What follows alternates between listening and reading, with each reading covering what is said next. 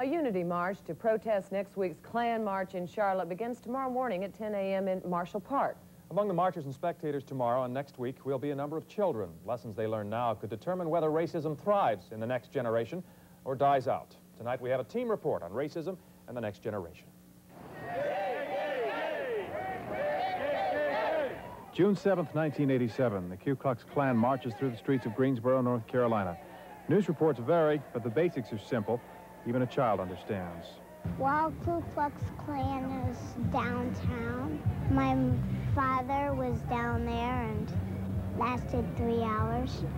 And they wore white robes, and they didn't do very nice things there. 7-year-old Zach Wineburg knows little about discrimination and racism, but when his father was young, he learned a lot. My first memory of anti-Jewish sentiments was when I was 11 or 12 years old. My synagogue was desecrated with Nazi slogans. That attack prompted Bob Wineburg to stand up to bigotry. And although the city of Greensboro wanted its people to stay home and ignore the Klan, Wineburg decided to fight back in his own way. He helped to organize a group that protested the march with a silent vigil. My fighting back is not in the physical sense. If a group has a message of hate, then I feel I have a right to stand there and listen to that message and counter it as an American. Everybody is prejudiced now, but what I say is, I hate no one. As Grand Dragon of the Christian Knights, Carol Crawford led the march in Greensboro. Young people were marching along with him, but Crawford says they are not learning hate. We really teach them. Hate, as everybody says, like I said, we're not a hate group. Well, it's definitely not a Sunday afternoon social club that just sits around and talks general philosophy. Kelly Alexander Jr. is a third-generation NAACP leader in Charlotte. My father took me to NAACP meetings as a kid. When he was young, Alexander learned the Klan opposed everything he believed in. Historically, the Klan has been, and Klan members have been implicated time and time again in acts of violence against people whose philosophy were different. 3 different leaders with different ways of voicing their beliefs and influencing others, including children. We don't teach them that they should be Klans people, that they should be anything. They should be themselves. But they can look around and see what's going on and judge for themselves as they grow up.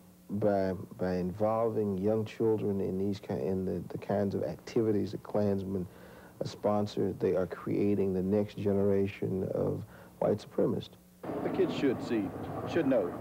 All over North Carolina, the children are seeing the Klan March, and they are seeing the strong emotions those marches create. Lori Walden has more on what those children have learned and what beliefs they're beginning to call their own.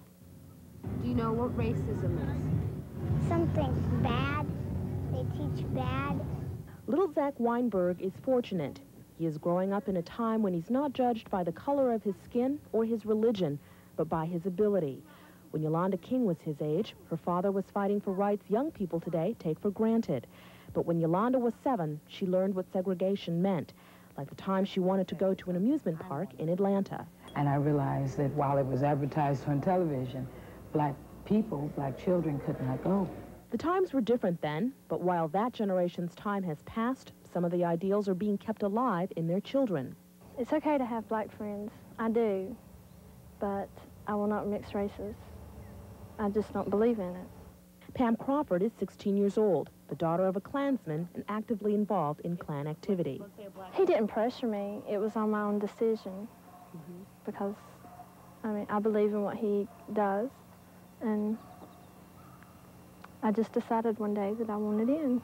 That's the way they've been brought up, and they think they're carrying on the tradition, and we're going to have to carry ours on. After hearing Kelly Alexander Jr. speak at her high school, Gina Pettis decided to become more involved in the equal rights movement. Whereas we have not experienced that type of segregation that they have, and so we are really not involved. Gina became involved at 15 and went on to become president of the youth branch of the NAACP. Now she heads up the branch at North Carolina Central University. She thinks Klan marches are helping in her recruiting. And I think as they continue this, the NAACP is getting stronger. And my age group is saying, hey, these things are happening in 1987. And on July 4th, 1987, the Klan March will end here in Independence Park. But when the kids get here, they probably won't be playing on the swings. They'll be exposed to the chanting of their parents' beliefs and will probably join in. While it may start out as imitation, what they learn as children shape their principles as they become adults, as they become the future. I hope that this all could stop, that we could band together and have peace. I will be on the streets as much as possible, go to as many rallies as I can. Black people do the same things that white people do. That's right.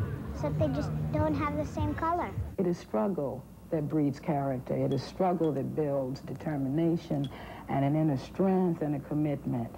There will be a Klan in the United States as long as man exists. And Crawford has asked the city to change the start time for the July 4th Klan March from 10 a.m. to 2 p.m., the time the Klan originally requested. Crawford says the Klan intends to march at 2 o'clock, one way or the other. Interesting reports, John. With threatening skies outside, I understand we're under a severe thunderstorm watch. Russ will be along with the details in just a minute.